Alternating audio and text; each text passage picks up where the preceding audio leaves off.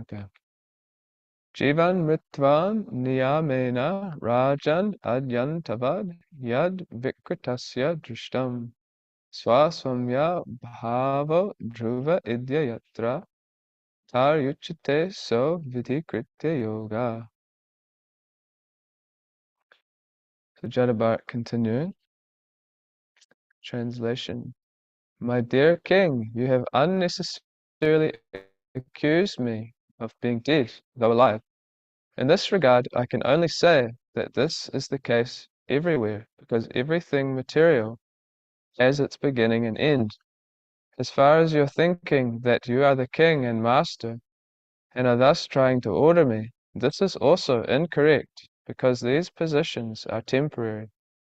Today you are a king, and I am your servant, but tomorrow the position may be changed, and you may be my servant, and I your master. These are temporary circumstances created by providence. Report. The bodily conception is the basic principle of suffering in material existence. In Kali Yuga especially, people are so uneducated that they cannot even understand that the body is changing at every moment, and that the ultimate change is called death. In this life one may be a king, and in the next life one may be a dog, according to karma. The spirit soul is in a deep slumber, caused by the force of material nature. He is put in one type of condition and again changed into another.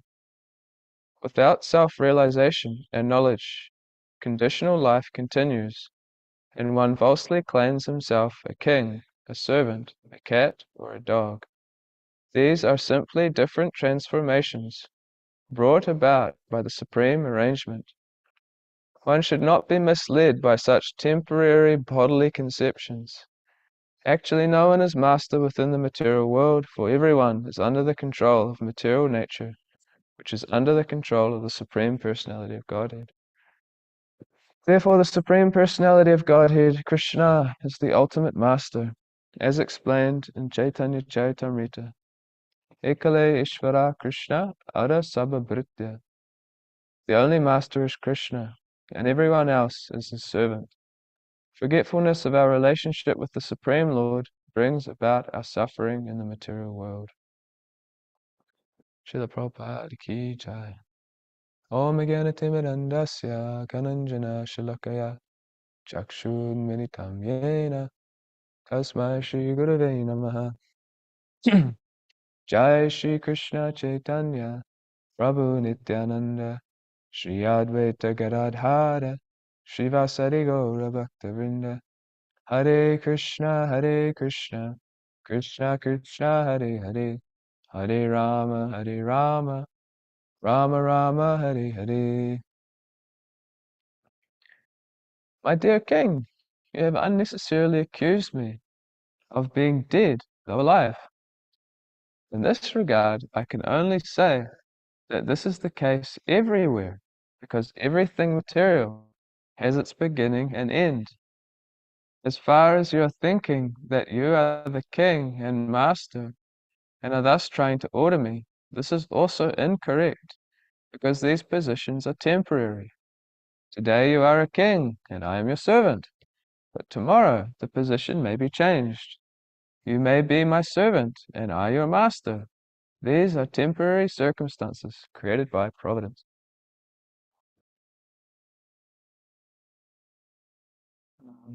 So we're continuing this discussion between Chadabharat and King Rahugana. This section, it always reminded me of something called a rap battle. If you're not familiar with what that is, pretty much everyone of my generation was familiar with what rap battles were or are, regardless of whether or not you liked rap or hip hop music. Personally, I didn't. It wasn't really my taste when I was younger. But everyone knew about it because there was this phenomenon, this person named Eminem, probably everyone has heard of. But yeah, I'm not sure when he became famous. I remember hearing about him when I was maybe 10 or 11, 12 years old. Um, So maybe around 20 years ago. And he was he became very famous for his music because linguistically, as a lyricist, he was far beyond anyone, or I think probably still is far beyond anyone of the current times. And not only that, but he was white, whereas in those days, 20 years ago, there wasn't really such a thing as a famous white-bodied rapper. Uh, So he was famous for his talent, but also for being quite one of a kind.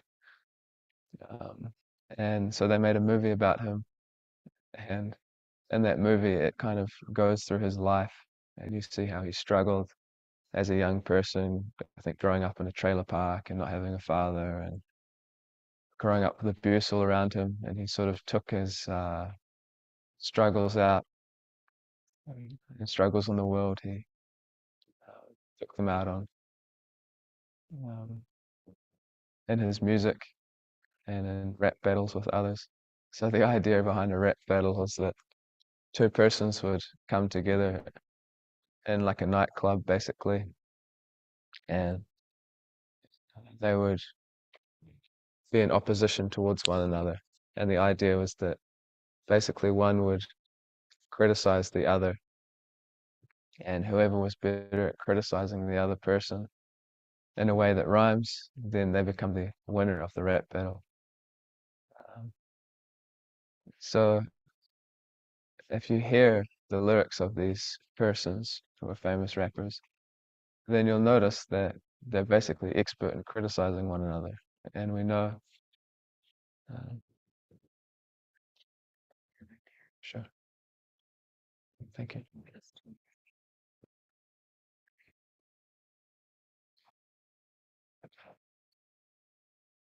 And we know from reading Bhagavad Gita that it's a characteristic of a person in the mode of ignorance to be expert at finding fault in another person.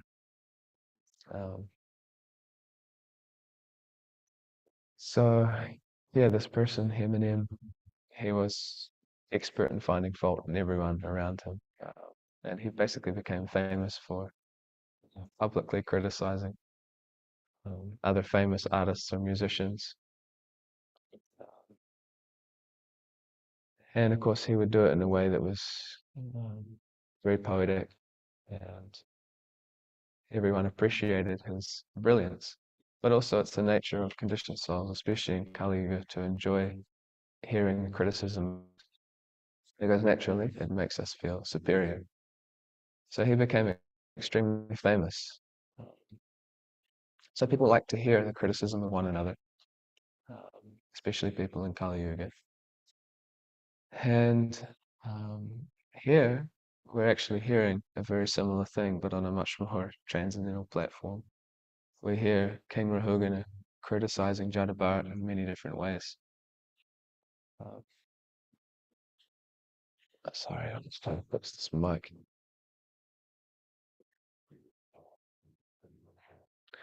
So we hear King Rahugana criticizing Jadabharat in so many different ways. But now we have Jadabharat speaking to um, King Rahugana, and he's definitely putting him in his place. And amazingly, they're doing it also poetically. As we read the Sanskrit, we see that. So, and of course, we know Brahmanas, they're actually the best poets. As Krishna says in Bhagavad Gita, that of poetry, I'm the Gayatri mantra. So, the Brahmanas, they're the best poets because their daily poetry, the Gayatri mantra, is actually non-different from Krishna. But not only that, the words that they speak um, should be, as we hear from Bhagavad Gita, pleasing, truthful, and beneficial. So this is the nature of a person and the mode of goodness, or striving to be in the mode of goodness, that their speech, whoever they interact with, it's pleasing, it's truthful, and beneficial. So we see in the difference between King Rahugana's speech and Jadabharat's speech. King Rahugana was very frustrated with the fact that Jadabharat was not apparently not honoring his position as a so-called king. and therefore he became very disturbed and sarcastically started making quite mean remarks towards this person, Jadavara, out of a sense of false ego. So the words were not truthful, not pleasing, and nor were they beneficial. But then we see Jadavara, on the other hand, his words are not only truthful, not only beneficial, but he's even doing it in a pleasing manner. He's not. There's, when you read, you see that there's a sense of compassion for the person that he's speaking to. So this is the difference between someone that's actually in the mode of goodness and someone who's in the mode of passion. The difference between Rahugana and Jadavara. So the person who's in the mode of goodness or above the mode of goodness on the transcendental platform, then because they have compassion for another person, then they're actually able to speak to them in a way that's truthful, pleasing, and beneficial. So it's something I try to remember because it's just the nature of the world that we live in. We get into situations where we're provoked by other persons. And instead of becoming provoked by what they say, try to feel compassion for why it is that they're saying what they're saying. Because generally when someone is criticizing us or speaking unkindly or acting unkindly towards us, then they're struggling with the influence of the modes of material nature. They're feeling envy, they're feeling pride, or they're feeling lust, anger. So rather than reacting to that, simply see that actually this person is struggling because of the influence of the modes, so I should feel compassion for that. It's often said rather than hate the person, hate the disease, just like if you're in a hospital and you see a lot of cancer patients around you, you don't hate the person because you think, oh, they're so sick, I hate them. No, you think, oh, I hate the disease that they have. So someone who's actually a Brahmana or transcendental to the material energy, then they're able to deal with everyone around them in a way that's truthful, beneficial, and pleasing to them. And you see that with great personalities like Srila Prabhupada. And all through Prabhupada's books, we hear about persons who have this ability to speak like this. So this is actually a very instructive chapter that we're reading in many levels, but particularly, for some reason or other, whenever I read this, I keep thinking about this topic of varnashram. Perhaps it's because here in Gitanagara with Prabhupada, besides varnashram, but also you see the different comparisons between the varnas quite a lot here, and Prabhupada talks about it. In the beginning of this chapter, we heard about Jadavara coming in contact with these three other palanquin carriers who are all Shudras by nature. Prabhupada remarks that when you have a Brahmana mixed in with a bunch of Shudras trying to get them to work together, then there'll always be some kind of conflict of interest because they have completely different perspectives on life.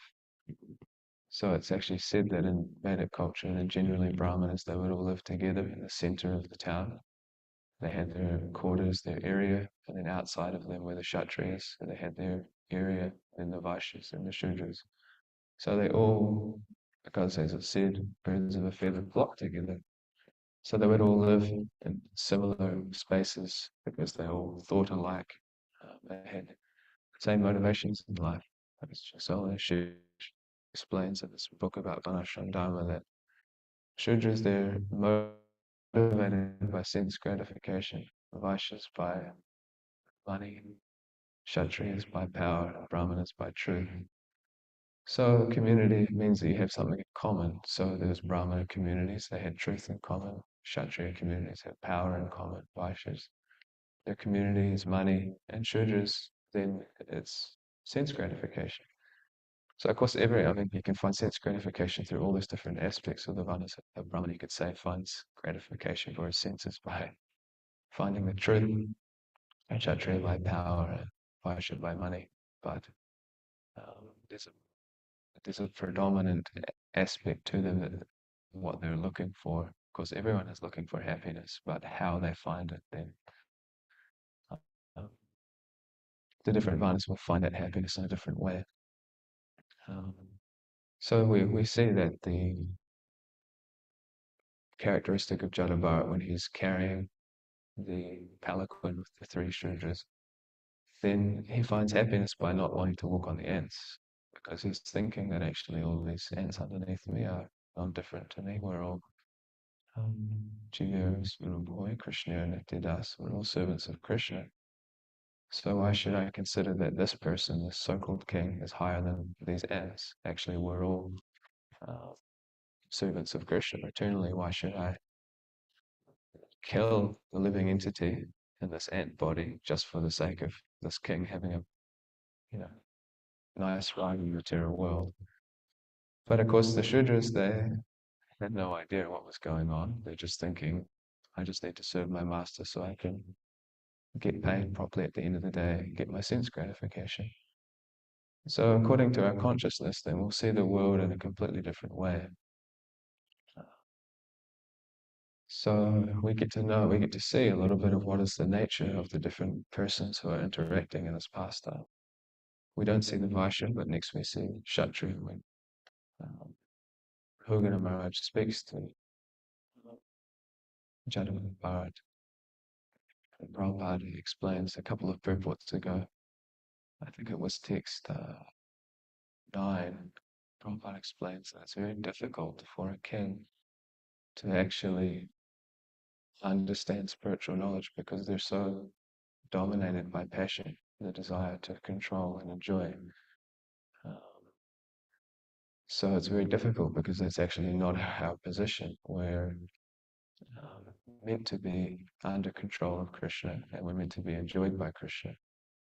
So if you're a king, then that's very difficult to actually accept because your your whole psychophysical nature is geared towards trying to control the material energy for the purpose of enjoyment. And of course, if you're a righteous king, if you're a real Kshatriya, then you'll want to control and for the purpose of enjoying being a righteous king by giving protection to your citizens and following Dharma, the Dharma of a Kshatriya. So, and then now we're seeing the nature of this Brahmana, Jadabharat, who is actually much more than a Brahmana, but still, their nature is that they see the truth and they educate others, even the kings, because as we just said, then the kings actually they need it the most. They're blinded by their ability to basically, because they're so powerful, then they don't really need to listen to anyone. They can do whatever they like. But if they're intelligent, then they would listen to the Brahmanas. So in this way, you see that the whole Vedic Varnashram system, everyone's supposed to work together in a harmonious system.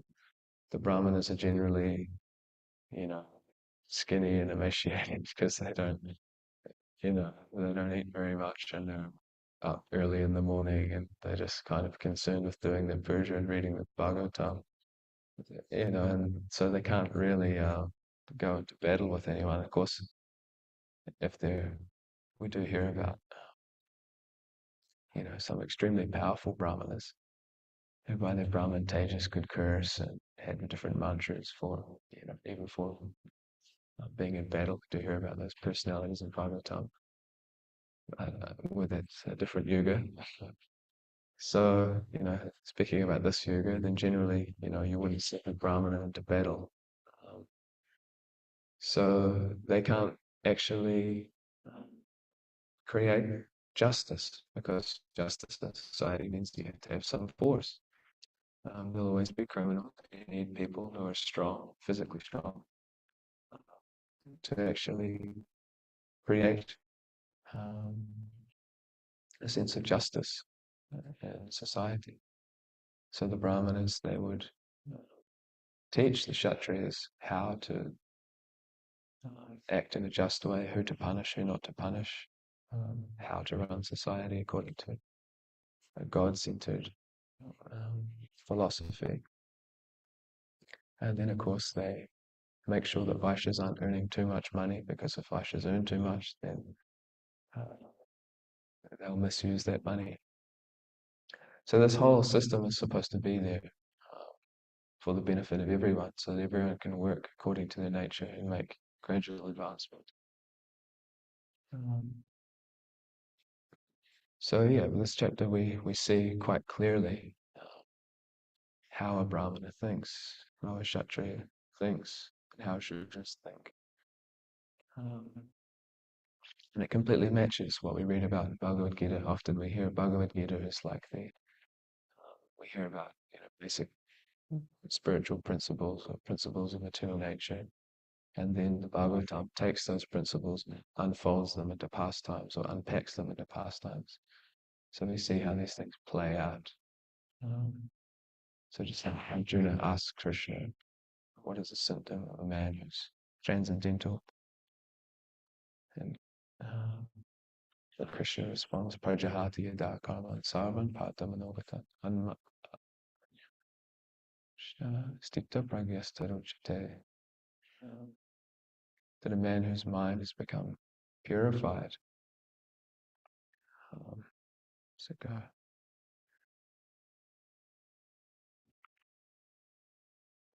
When a man gives up all variety of desire for sense gratification, which arises from mental concoction, or when his mind is purified, then he gives up. When his mind thus purified finds satisfaction in the self alone, then he is said to be pure transcendental consciousness. Dukeshvanu dvignamana sukesha vigata spiha vitaraga vaya kroda stita dirmune uchite.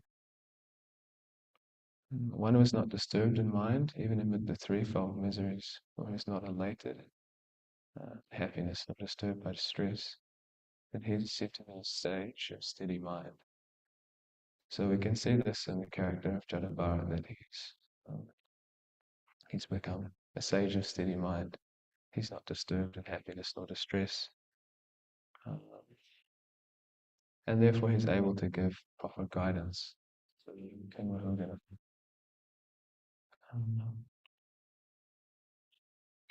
So this is why Brahmanas are considered to be natural teachers of society, because they're able to teach from a non-biased platform. So that's, of course, what we need in this day and age. People are completely in ignorance, as Jadavard is explaining to King Rahugana. You don't understand. Today you think that you're the master, but tomorrow, who knows what you will be. So nowadays, no one understands that there's anything other than this one life. You have no idea that when they leave this body, it's not very likely that they will get another human form of life.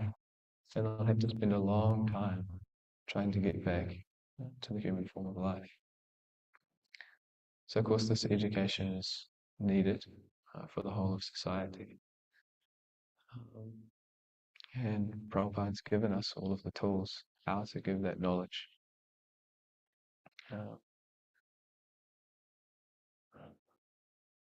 But it doesn't depend on us being a Brahmana or a Vaishya or a Shudra or a Kshatriya. Anyone can take knowledge of Krishna consciousness and give it to others. Traditionally, yes, it was a job of Brahmanas. They would go out, they would go door to door, when they would meet householders there. They would give them their astrological chart.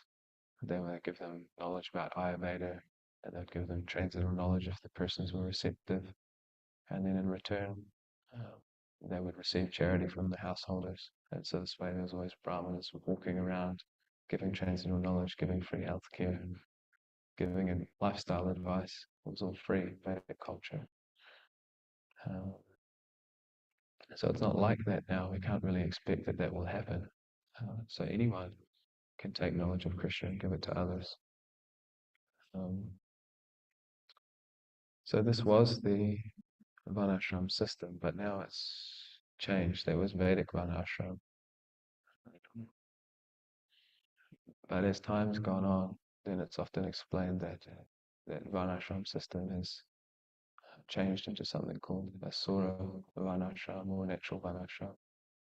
So there's distinction between two of them. That this Asura Varnashram means that, yeah, the idea is still there, that yes, there's Brahmanas, there's Vaishnavas, there's Kshatriyas, Shudras, but um, the Brahmanas no longer actually have the qualification of a Brahmana, and therefore they becomes Asuric because they want the position of telling everyone what to do and being the educators, but they educate people in a demoniac way and they exploit the castes below them.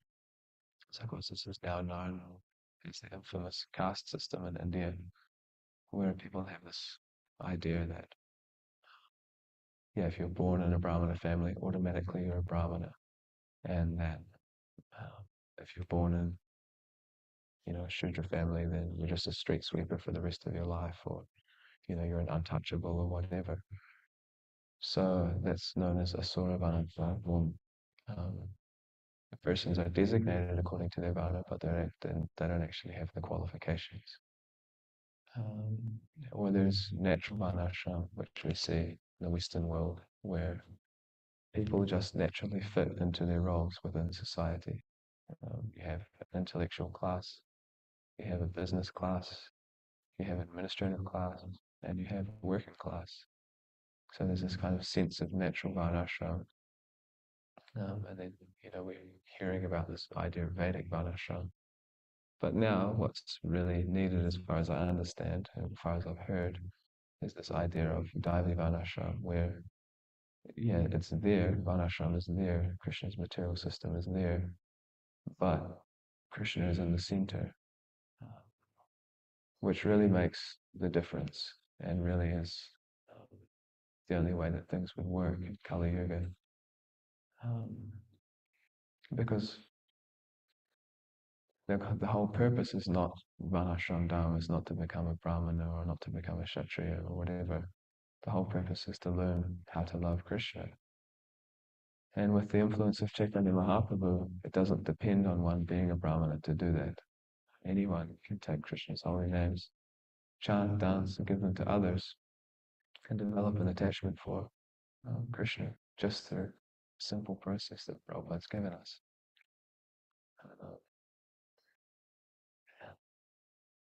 And actually one can become more elevated than what we see in Vedic culture in terms of Brahmanas, because even Vedic Brahmanas and Vedic Kshatriyas, they don't always act according to how they're supposed to act. So for example, Prabhupada, he's talking about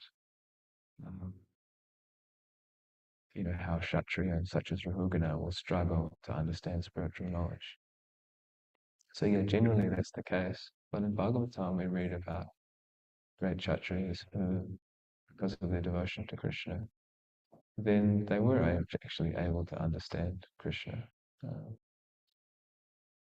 Or they may even decline the position altogether. Yesterday I was just reading about Yati, who is you just hear about him in one sloka of Bhagavatam. He's the older brother of Yayati. So his father, Yati, and Yayati's father, his name is Nahushana, and he had an affair with Indra's wife, and he was cursed to become a snake in his next life. So he had to hand the kingdom down. And Yati, knowing that he was next in line, thought, okay, that's it. I'm taking sannyas. I'm out of here. I don't want anything to do. So what the trouble that came to my father. So I don't want anything to do with this position as being a king. So he naturally, just as Prabhupada says, he understood this is troublesome for my spiritual life, so I'm out of here. Similarly, Priyavrat Maharaj, he was in the same position. He was asked by Lord Brahma to take the position of king, but really he was inclined towards Narada Muni's instructions to remain renounced, because he considered that, yes, this will be the best thing for my spiritual life, rather than being implicated in family life and implicated in having to get into politics as a king and deal with all these things. Let me keep a simple life. But we see that Priyavrat Maharaj, because he followed the instructions of Brahma, and he actually was a great devotee also. And another king, we hear Ambarish Maharaj was also a very exalted person. And he's an interesting contrast, and he's an interesting contrast to the Brahmana Dasa Muni, who again he's supposed to be a Brahmana, but because of his lack of devotion to Krishna, then he couldn't actually act according to how a Brahmana is supposed to act.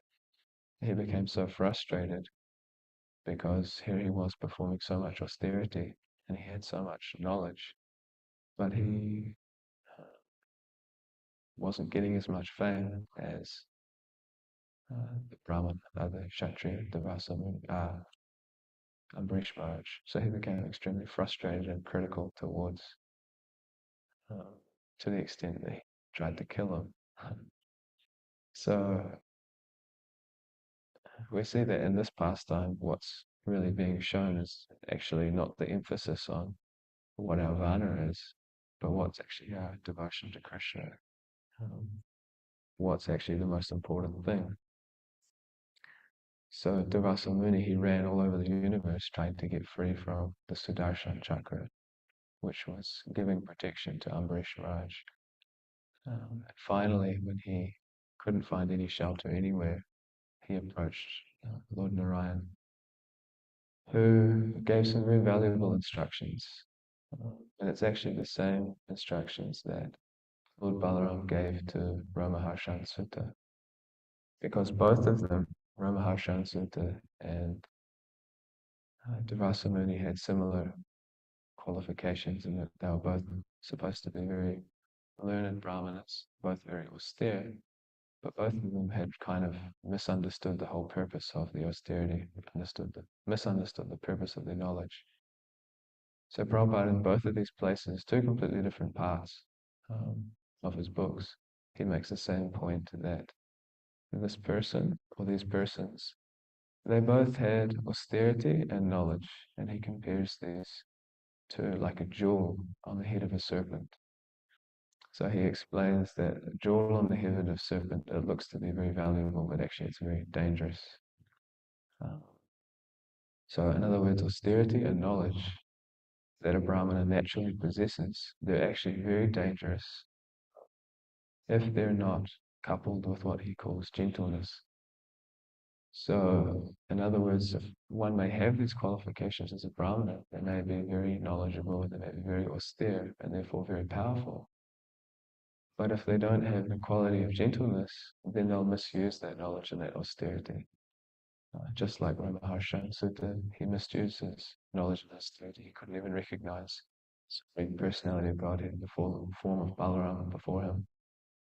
And Durvasa Muni, he also misused his knowledge and austerity. He was very proud of it, and therefore offended great pure devotee Ambrish Maharaj, who had nothing but respect for him.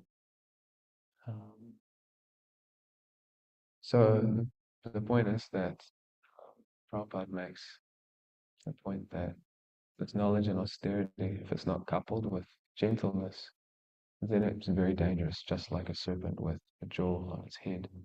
So he explains what it means to be gentle. He says that Trinada Pisunichana Tarali Vasashana Amarina Manadena Kirtaniya Sudahari, that one should always say that actually this person deserves all respect, more respect than I deserve, and we should be humble and tolerant of everything that happens to us in a devotional life, and consider that actually the devotees around us are to be more respected than myself.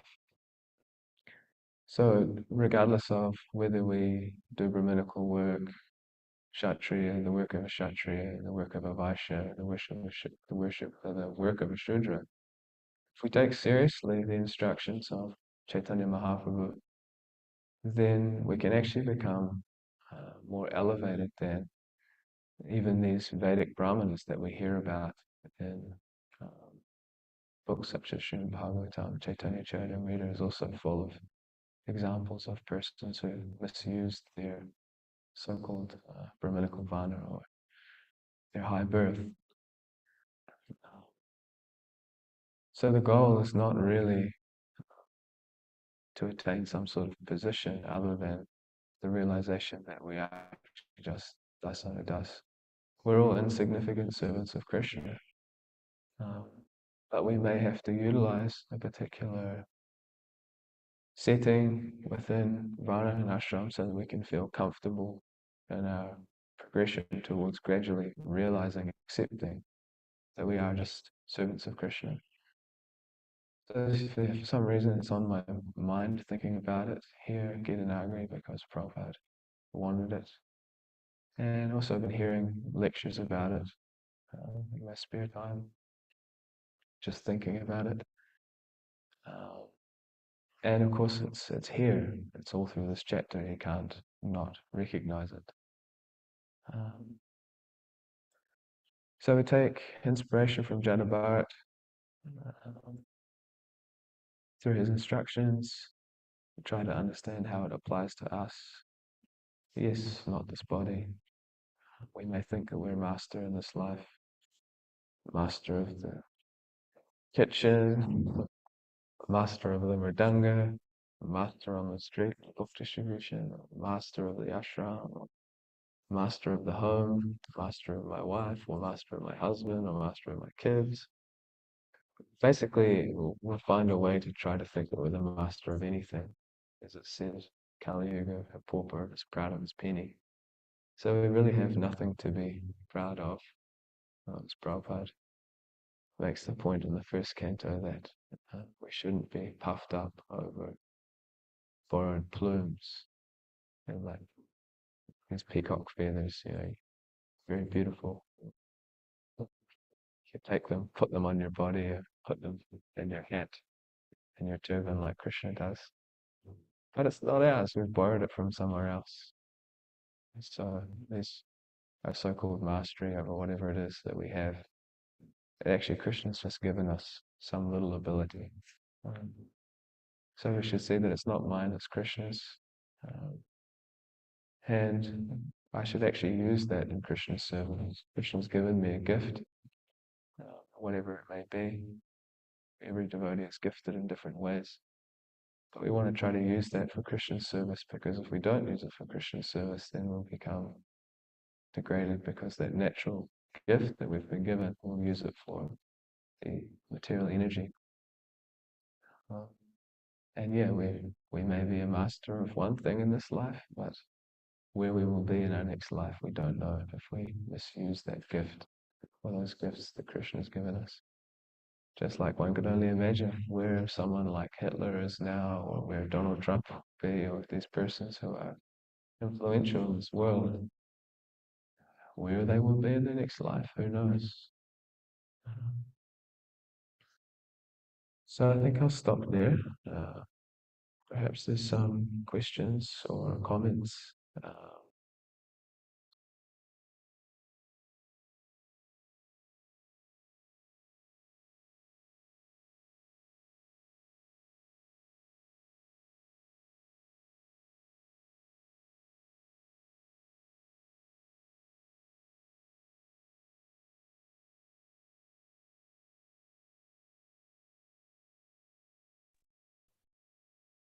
Hare Krishna Prabhu. And I would like to thank you for a nice class.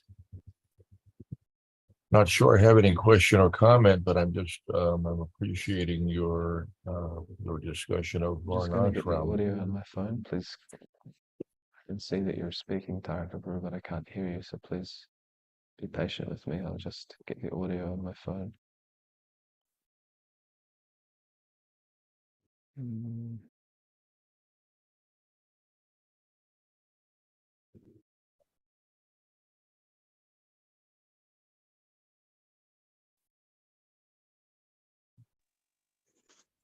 Can you hear us, Aravinda-Nabha? Hello? I think he can't hear us for some reason. Yeah, he's trying to get us on his phone. Okay, I've got it. Thank you. Okay, I have some audio on my phone. If anyone had something to say, now I can hear. Okay, you're hearing me then. Hare Krishna. Yeah. Come on, Tarek Prabhu, you can speak. It's all working. Okay, good. Yeah, we can hear it. Tarek Prabhu. Hare Krishna. Hare Krishna. There's Okay, we can hear you from it. Thank there's you. an echo. Okay, so actually struggling here, trying to formulate a comment or a question, but I want to thank you for a nice class. And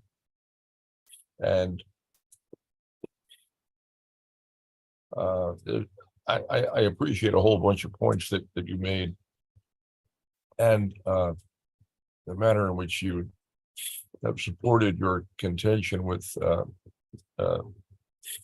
some specific Shastric references.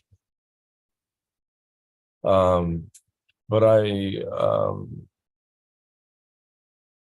was very interested in your discussion of Varnashram and how you are seeing this manifesting at Gitanagri. Srila Prabhupada, of course, spoke about Varnashram as the second half of his mission, and expressed some regret that he had not completed that second half. He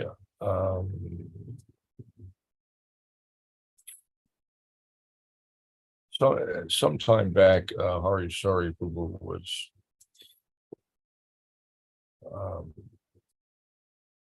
doing a class for us here at Gitanagri via Zoom, and I asked him for some of his recollections of Srila Prabhupada's instructions on Varnashram and farming projects, because my own recollection was a little sketchy, and I was hoping to have some of those instructions refreshed in my mind. Hari Sari and I were both serving Srila Prabhupada in Hyderabad and elsewhere. And Srila Prabhupada gave a great many instructions at the Hyderabad farm. So what Hari Sari was saying was that regarding Varnashram, Srila Prabhupada's idea of the implementation of Varnashram was very simple. He often spoke about Varnashram in connection with farming communities, and to the extent that now devotees who study his words tend to conflate the two aspects of Srila Prabhupada's mission, they seem to go together. And the reason for that was that Srila Prabhupada saw farms as an opportunity, a unique sort of opportunity to establish the structure of Varnashram in a way that would be viable. Trying to do it within the context of society at large is likely to be impossible. But with a farming community, you have potentially a relatively closed, not a closed system, but a tight community, a village setting within which you can hopefully establish some of the basic structure and tenets of Varnashram in a way that can be followed and maintained in the long term. And so he's in Hyderabad at the Hyderabad farm. He spoke about his plan, how he wanted to implement Varnashram. And it was, first of all, to establish a simple village setting, residences, and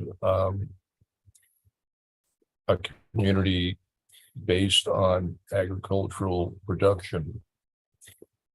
And to knit it all together in Krishna consciousness, the center of the community would be the deities, which he said could be Radha Krishna or Narayan or any Vishnu Tattva deity according to the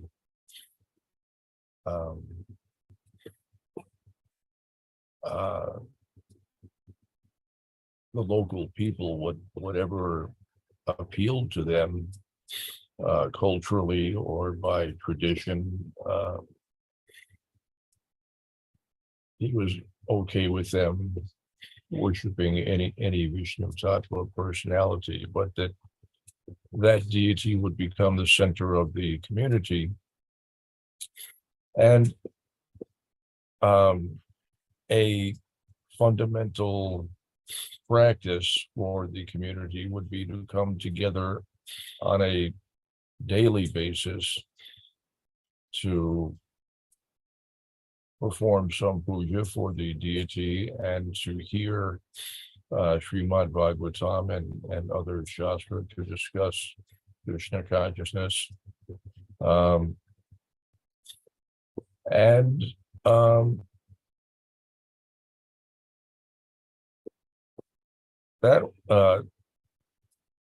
That was almost the extent, almost the full extent to which he had planned to try to implement Varnashram, to just create a setting in which people would have the opportunity to progress in Krishna consciousness at whatever rate they were able. Within that setting, individuals would adopt a particular mode of behavior according to their nature. Someone might take to deity worship, particularly someone might take an interest in conducting regular classes, and others would be primarily preoccupied with the agricultural activities, and yet others might be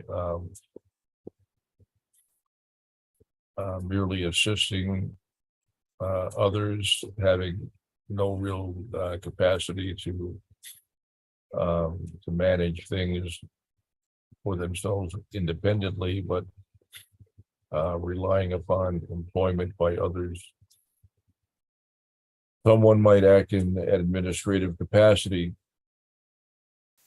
Srila Prabhupada did not seem to be overly preoccupied with establishing the particular varnas, but it seemed as though he expected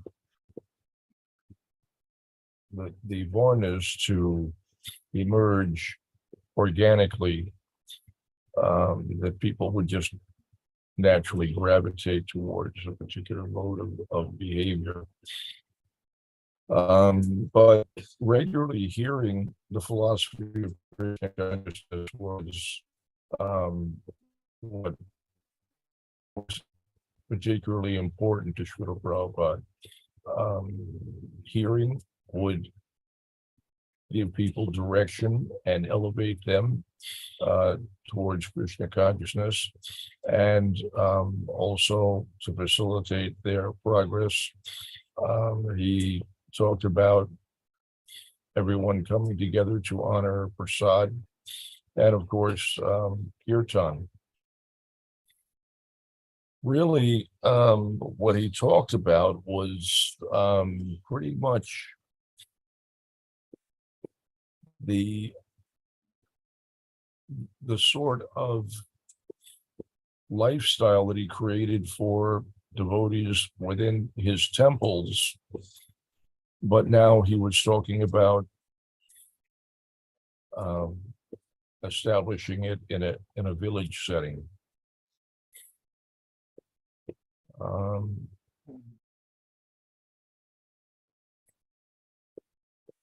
Really didn't seem to be overly preoccupied with the establishment of Varnas.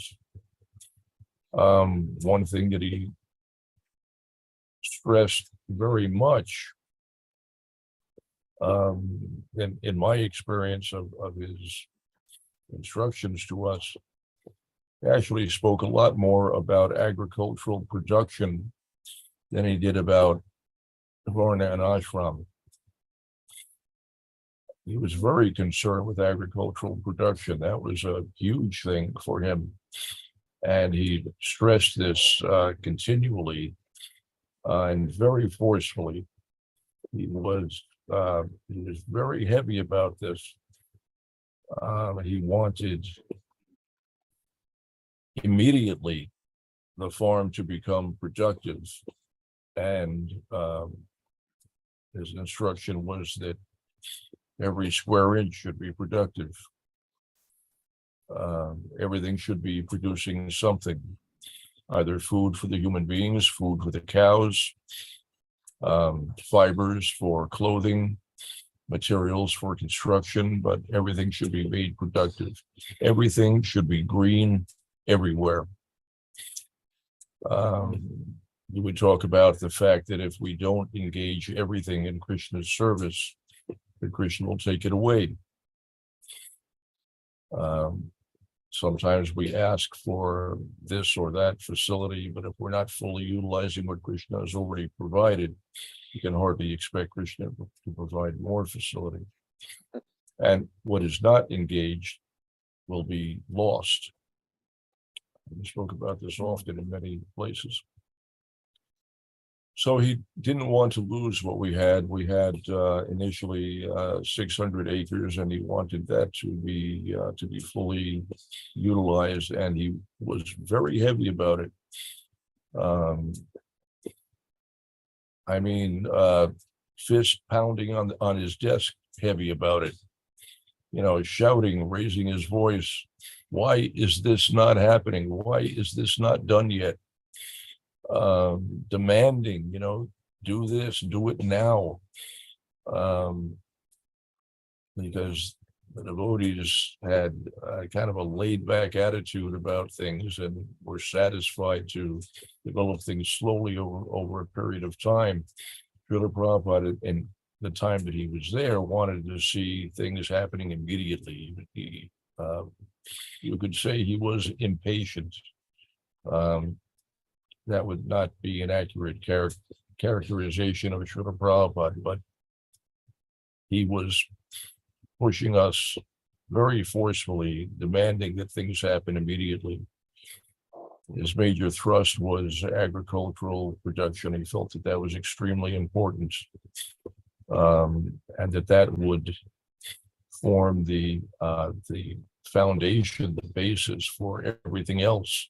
But at least you have to be able to feed yourself. How can you talk about anything else or hope to accomplish anything else if you can't even fill your belly? At least you've got to be able to eat. And to be able to do that independently, Srila Prabhupada felt was extremely important, that we not be dependent upon outside sources for our necessities. Part of the Thank you, Prabhu. reason. It's darshan time. Hare Krishna. Okay, Thank you. Jai. I went off on a Continue. tangent, but thank you, Prabhu. Hare Krishna.